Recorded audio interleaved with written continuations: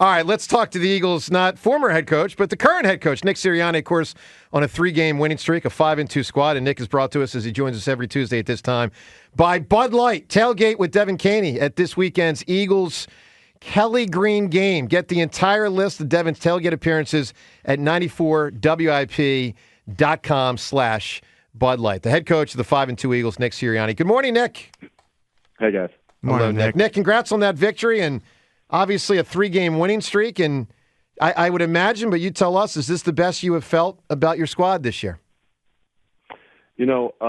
Obviously, just one game at a time. We're excited about how last game was. We're on to the next game, though, and focused on Jacksonville, good football team in Jacksonville. And so we know the work that we put in for each week is going to determine, our success that week. So you don't got time to feel good or feel bad, and you just got to move on and play the next play. Hey, Nick, Jalen's so tremendous in this last game, particularly in the second half, and I wonder how do you bottle that up and get him to do it again and again and again?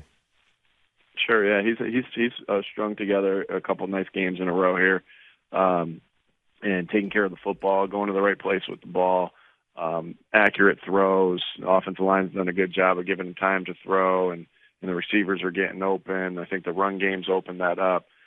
So just, again, he's been practicing really well. And so, again, we know our process throughout the week's going to, bottle that up by, putting your head down, working again, having a good Wednesday practice, having a good Thursday practice, having a good Friday practice.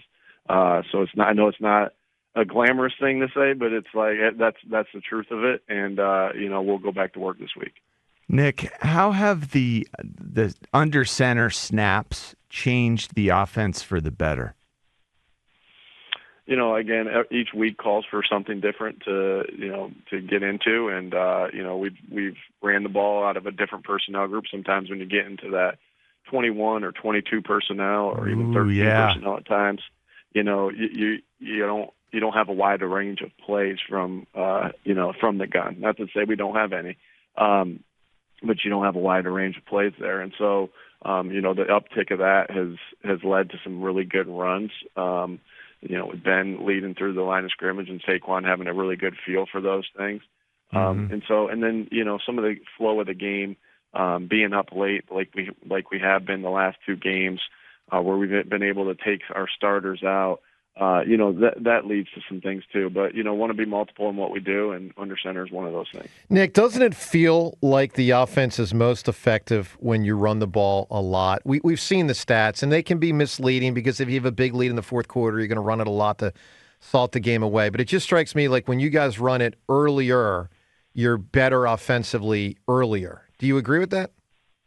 Yeah, sure. And every game calls for something different, right? And so there's going to be a time where we're going to have to start a game off, and we're going to have to throw it every down. I mean, that's just in that nature of this profession and of this game. Like, there's going to be a team that comes out, loads the box, plays a defense that you don't have the numbers to run it, and so you're going to have to throw it at times, or you change personnel and do something different. And so, again, the way games play out, it can't. You always want to follow different formulas, but defensive coordinators and other coaches in this league are good coaches, right? And they figure things out, and they make you adjust. So we'll have to adjust. And I know one thing that we do well is run the football, and some of the things that come off of that. So that's definitely who we want to be. But we'll see. We'll see how each individual game goes. But that's definitely one thing that we know we're doing really well right now is, the effect that Jalen and Saquon have back there in the backfield, and then also the way our O-line's playing, the way our tight ends are blocking, and the way our receivers are blocking. Nick, you talk about building the trust and other coaches sort of vying against you guys as a staff. Can you take us inside that working relationship that you have with Kellen Moore and how you've sort of tweaked your collaboration since the start of the season to make it so much more successful? Yeah, I think Kellen's a phenomenal football coach. That's why he's here in the first place. He's had a lot of success at different teams with different players, and so really enjoy working with Kellen and coming up with answers each week and Kellen and our offensive staff have done an unbelievable job of putting the guys in positions to succeed. So it's just been a good. You learn too, right? You learn different things. Sure. I think there's been multiple things that I have in my notes that like, ooh, I like that, Kellen. Like what you're thinking right there. I like that thought process. I like that thought process. And it's like, and probably and vice versa. You'd have to ask Kellen that, see if he's learning anything from us as well. But it's been awesome. To go through the process each and every week. Love coming in here. I love our coaching staff. I spend a lot of time with our coaching staff. And you got to like the guys that you're around because you spend so much time around them, more than our families. And so, really appreciate, all the guys, particularly Kellen, and the time that, I've got to spend with him. And I get to see him, even like after work hours because our kids are on same sporting teams. His son's a really good football player, so he's helped our team get better. I think our team's 5-0 right now, so credit to Kellen. Is your son pretty good? He's good. Yeah, what's he play? He plays quarterback and corner. Cool. So wow. He's got a good arm, or is he? He's a lefty. He's a lefty like Kellen, and so I actually have to ask Kellen for some points. Right? Hey, how do I teach the lefty this or that? Wow. And it's the team's doing good. Our Coach Haddon's doing a good job over there for our team. Nick, a different kind of interview and a different kind of tenor with the media than 2 weeks ago, huh? Yeah, I guess so. So Nick, that Washington game the other day, it ends, and you get to see it, and you see the way it ends. Are you at the point, because you're in a battle now with Washington, are you at the point within the division where you see that and you say, damn it, I wish that didn't just happen? Yeah, I try to control the things I can control, but hey, we're human, and so you find yourself watching Sunday Night Football and rooting against the Cowboys. Sure. You find yourself on the plane ride home, checking in on the score. I had no control over it. We had no control over it, but we can take some things that happened in the game and learn from them. I know everybody has seen how the game ended, and you learn things from those, and you try to put your guys in those situations. So it went from, damn it, I can't believe they lost, sure. To, okay, what can we use here to get our team better? And, that's something that I take a lot of pride in, is that, we talk a lot about situations and things that happen, that pop up in the game. And I know we got the players thinking about it too when they're texting me saying, hey, they should have done this here or that here. And, and that's just not in NFL games. That's over, college games or anything that it is. And we'll take anything from anybody, to help us learn. And so it's a wider range of emotions. It's, the upset to, okay, what can we learn from it? That's a pretty unique relationship that your guys text you back and forth about games. Like that really is neat to hear about, Nick. It feels like our defense has played with so much fire since I guess since the bye. What do you think explains that, Nick? Yeah, I think obviously the defensive staff has done a great job of putting the guys in positions to succeed. And I think anytime you talk about defense, it's always going to start with, are you playing physical? Are you playing on their side of the line of scrimmage? Are you defeating blocks and getting off blocks? Are you making tackles, right? When you have opportunities to take the ball away, are you doing that? And so I think our guys have been playing with great fundamentals because our coaches have been coaching their butts off with the fundamentals. And then, we've just been on the same page. There's a couple mental errors that happened in the game that led to some big plays in the last couple of weeks. But I think the coaches have worked so hard to get the guys to understand in the meeting room and the walkthroughs of, what we're doing versus every different look, right? On defense, you call it defense, but you don't know, like on offense, you call an offense and boom, you go out and you know where to line up right away. And then you got to figure out what the defense is, what structure they're in. On defense, you call it defense, and depending on how they line up is how you got to line up. And so it starts in a completely different mode. And so, being on the same page is critical, and I think that we've done a really good job. I think I was just watching the TV copy this morning of our game, and I love how we're playing as a team and the excitement that they show together after plays. Like I'm watching it, and Zach or N'Kobe runs up with the football after Zach stripped the football, and he shoves it in his chest, and they're celebrating, they're going crazy because they've worked so hard to do that. And I love when things like that happen, because you're constantly trying to build team. It's a long process to build a team, and all the little nuggets that show that the team is coming together and are fruits of your labor is really cool, and really, you really end up appreciating those things and taking a lot of pride in those things. Nick, do you always watch the TV copy, or is that just something like every once in a while you'll check it out to see if you can catch anything? That seems like,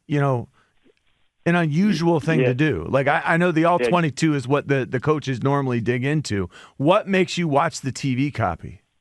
Yeah, good question. I've been doing that for a long time. Obviously, my first time watching the game, or the first 10 times watching the game, are from the All-22. Mm-hmm. What you can get from the TV copy that I've used my entire career, it really goes back to when I was playing. I would put a tape into the VCR. That's how old I am. I'd hit record, and I was playing wideout in college, and I would just tape all the games that were going to be on CBS or whatever that totally. week. And I would look for individual shots of the wide receivers, and the DBs, right? Because you get it. What happens is you get a different look of the game. Like, you can see the footwork better. You can see the fundamentals. I'm obsessed with fundamentals. And so you see the fundamentals better when it's zoomed in on the guy, right? Yeah. And so you look for those. Now you get 15 clips a game from offense, 15 clips a game from defense that really show it, but you got to sort through all that. And you watch it, and you get those zoomed in looks. You get to see different things on different angles of, like, hey, was that really a penalty here, or was it? You know what I mean? So you go through it that way as well.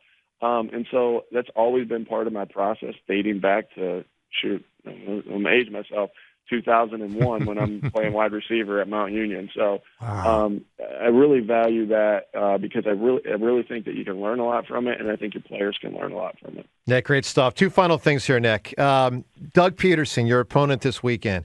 I'm curious if in these last 4 years you and Doug have ever had a moment to talk about what it is like to be the head coach of the Philadelphia Eagles. There's only, I could add it up, 5 or 6 or 7 of you guys alive that have done it. Have you guys ever shared that conversation?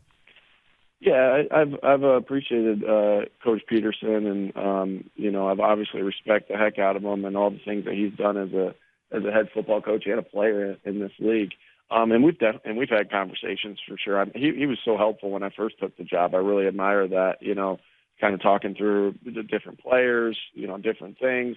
And I always admired that. Like, I'm not sure. Like, I think about, hey, if I leave a place, am I gonna help that person out? I'm like, I don't know. Like, that's what makes me admire Doug, is like, that he was willing to help me as I stepped into the role that he had previously. And so you admire that. And that actually happened with one of the coaches. I in 2009, my first year with the Kansas City Chiefs, I actually took Kevin Patullo's job. Like, their staff went out, and I took Kevin's job, and I remember calling Kevin because Chan Gailey was still the coordinator, and Kevin just helped me out of getting through things and doing things, and leads to this relationship. So that's the cool thing about coaching, is like that everyone, it's a brotherhood, and it's you go through unique things together. So I admire Kevin, obviously, as I tell that story, and I admire Doug for those things, and hopefully when I get an opportunity to do the same,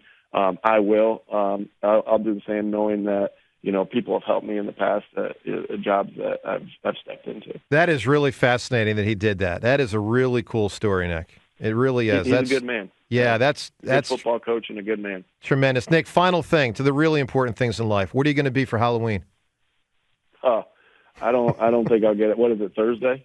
Thursday. Is that when Halloween is? Yes, yeah. Yeah, I don't know if I'm going to make it home for that. So I'll be here. I'll be dressed as Coach Sirianni with the same outfit I have on each and every week, and then I'll get some pictures sent from my wife. You know what's the funny thing? So I was Buddy Ryan when I was about 9 or 10 years old. So there probably are any number of thousands of kids in the Delaware Valley. Yeah, how's that feel? They'll be knowing people are dressed up as you. You. Yeah. That's cool. I wish my kids would do that. They're going different. Taylor's going to be Taylor Swift, and so sure. That's Miles is a police officer. I don't know what Jacob is, but yeah. So that I don't think I know none of them are Nick Sirianni though. So it is what it is. There you go. Hey Nick, good luck on Sunday versus the Jags, and we look forward to talking to you next week. Thanks, Nick. All right. Thanks, Nick. All right, there he is. Eagles head coach Nick Sirianni. All right, 215-592-9494. Coming back with Cooper DeJean, what he said yesterday on WIP, plus Darius Slay with a big pro-Jalen Hurts argument. How he laid it out, you'll hear that. And all the phone calls on all of these topics. Joe DeCamera and John Ritchie, it's 94 WIP.